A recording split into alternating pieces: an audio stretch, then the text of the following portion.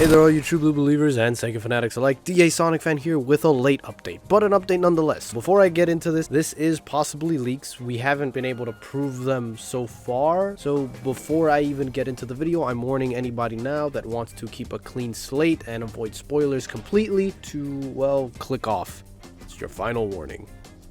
So with that, let's move on. After the recent Sonic Central, because of possible miscommunication, Sega accidentally released a title for the upcoming Sonic game in 2022, Sonic Rangers. We do not know if this is the actual name because Sega has refused to comment any further on this, but because of people who actually mined the metadata of the teaser trailer for the game, they'd found files that actually listed Sonic Rangers within the files, which leads us to believe more. And even more so, back in January, there is actually someone who leaked information on an upcoming Sonic game named Sonic Rangers. Now, while looking around, I was actually able to find where this leak had come from, and it appears to have come from someone on 4chan, where this person comments on this being from a focus test that they were a part of that was called Sonic Rangers. The game is said to be an open world adventure game that will take heavy inspiration from Breath of the Wild. Now, there was 2 demos for this, and each was about 20 minutes long in exploration and in open world, and also featured a possible final boss. Within the open world, there were enemies to fight, puzzles to challenge, and platforming challenges that they could access. Completing the puzzles, the platforming challenges, and fighting the enemies would actually give Sonic XP, in which you could use to level up a skill tree.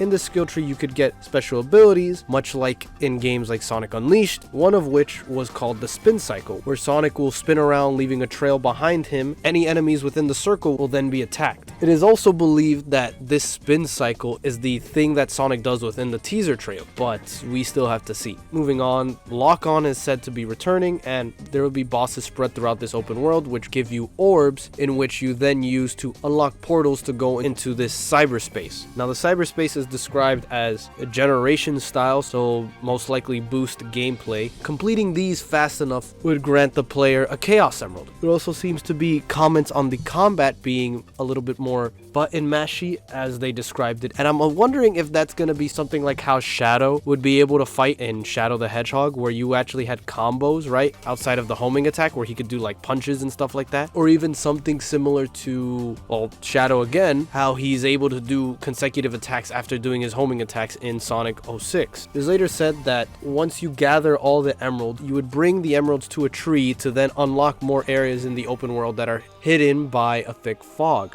As you progress through it, once you collect all the emeralds, the tree then turns into a gigantic robot in which you initiate a somewhat final boss kind of section, where Sonic goes into a super form, where you would utilize the abilities that you've learned throughout the open world, like the spin cycle. During this section as well, you cannot take damage and your rings are basically on a timer, much like past titles, but also there's mention of this ghost girl that will refill your ring counter multiple times. And the demo would then end after the boss fight. They also commented on how the only voice acting present was Roger Craig Smith, especially now that we know that he's continuing to be the voice for Sonic the Hedgehog, and that the gameplay was very early and also very rough, so it is very much still in development. I'm actually very interested in the open world aspect, because one of the things about Sonic games that I've always thought of for at least the modern era is having more space to move, but that wouldn't really do much if it's all just a blank space where we can't really do anything. It's very unimaginative and we're running around. That would basically be like most of the fan games, in which they just have a physics engine that looks really good and not much else. Also, level design would also come into play, seeing as how there are platforming challenges. Now, I'd like to see more than just it being random challenges, because I'd like to actually